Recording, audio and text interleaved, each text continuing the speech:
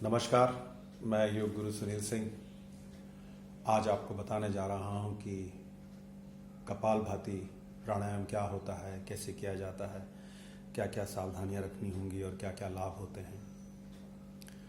जैसे इससे पहले वीडियो में हमने आपको बताया था कि प्राणायाम में हमें क्या क्या सावधानियां रखनी होती हैं। आप हमारा पहला वाला वीडियो ज़रूर देख सकते हैं, उससे काफ़ी हद तक आप अपने आप को प्रिपेयर कर पाएंगे। कपालभाति प्राणायाम षटकर्म की क्रिया में भी आता है। 6 कर्मों में एक कर्म होता है। षटकर्म में वात कर्म, युद्ध कर्म, शीत कर्म, 3 तरह की कपालभाति की जाती है। प्राणायाम में किस प्रकार से किया जाता है वो मैं आपको विधि पूर्वक बताऊंगा। कपालभाति, कपाल प्लस भाति यानी प्यूरिफिकेशन ऑफ फ्रंटल लॉब, हमारे मस्तिष्क के अग्रभाग की जो प्यूरिफिकेशन होता है वो कहलाता है कपालभाति। प्यूरिफिकेशन, शुद्धिकरण हम किस प्रकार से श्वास के माध्यम से कर सकते हैं ये मैं आपको एक्सप्लेन करूंगा। इस प्राणायाम को करते वक्त हमें ध्यान रखना होगा हमारे दोनों हाथ ज्ञान मुद्रा में हों, अंगूठा और तर्जनी परस्पर आपस में मिले हों, बाकी तीनों फिंगर्स सीधी हों, कमर गर्दन सीधी हो और चेहरा तनाव रहित, आंखें बंद। पूर्व और उत्तर की ओर आप फेस करके करेंगे तो ज़्यादा लाभान्वित होंगे। एम्प्टी स्टमक आपको इसका अभ्यास करना है, सबसे इम्पॉर्टेंट बात आपको ध्यान रखनी है। और इससे भी ज़्यादा जो इम्पॉर्टेंट बात है, योग गुरु के सानिध्य में आपको इसको सीखना है।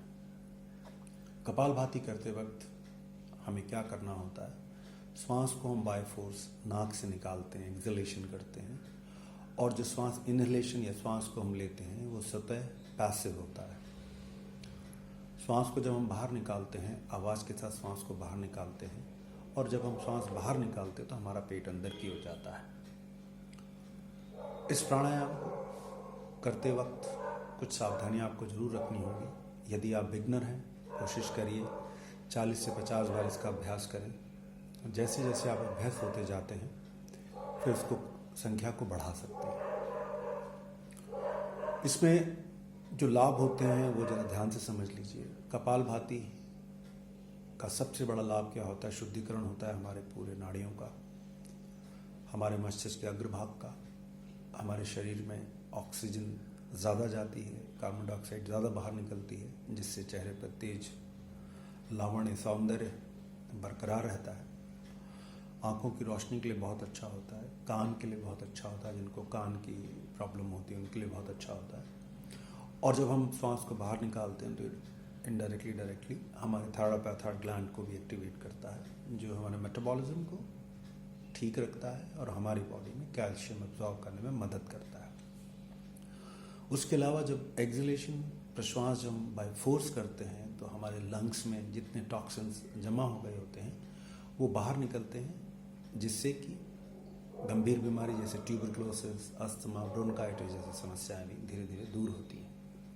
और जब हम अपने पेट को अंदर की ओर स्ट्रोक करते हुए पेट को अंदर की ओर पिचकाते हैं तो ये हमारे जो इंटरनल ऑर्गन्स होते हैं जो हमारे पेट में हैं, लीवर, किडनी, स्प्लीन, पैनक्रियाज, उनको भी एक्टिवेट करता है। कपालभाति प्राणायाम डायबिटीज़ के पेशेंट के लिए रामबाण है, उनको बहुत लाभ होता है। और जिनको कॉन्स्टिपेशन रहता है, गैस्ट्रिक ट्रबल है, उनके लिए भी बहुत लाभप्रद होता है। एक इम्पॉर्टेंट बात, कपालभाति जब हम श्वास को बाहर निकालते हैं तो हम अपने जीवन में बहुत सारी चीज़ों को पकड़े हुए रहते हैं, परिणाम स्वरूप हमें तरह तरह की बीमारियां होती हैं। इसमें हमारा जो पूरा ध्यान होता है वो एक्सहेलेशन यानी श्वास को छोड़ने पर केंद्रित रहता है। तो जैसे जैसे हम चीज़ों को छोड़ना सीखते हैं, चाहे श्वास के माध्यम से चाहे मनोस्थिति से, तो आप देखेंगे जीवन काफ़ी हद तक सरल हो जाता है। उसके अलावा कपालभाति जब हम बार बार स्ट्रोक करते हैं तो हमारे किडनी का स्टिमुलेशन होता है, तो वहाँ पर भी रक्त का संचार भली भांति होता है।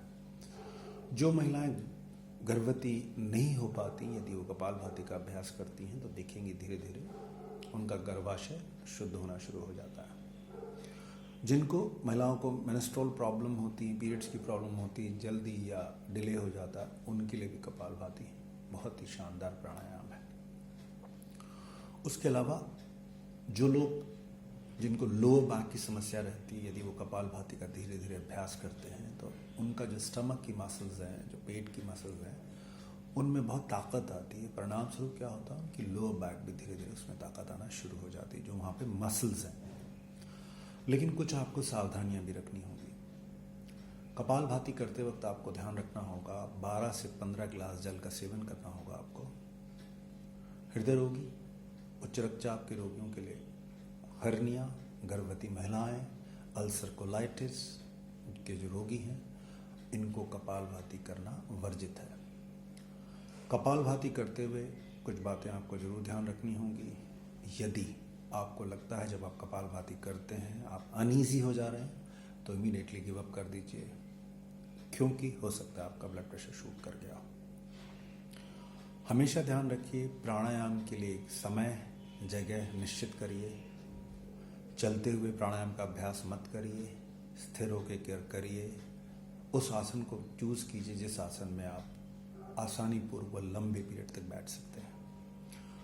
तो अगले प्रोग्राम में किसी और विषय के बारे में आप लोगों से चर्चा होगी। तब तक के लिए धन्यवाद। नमस्कार।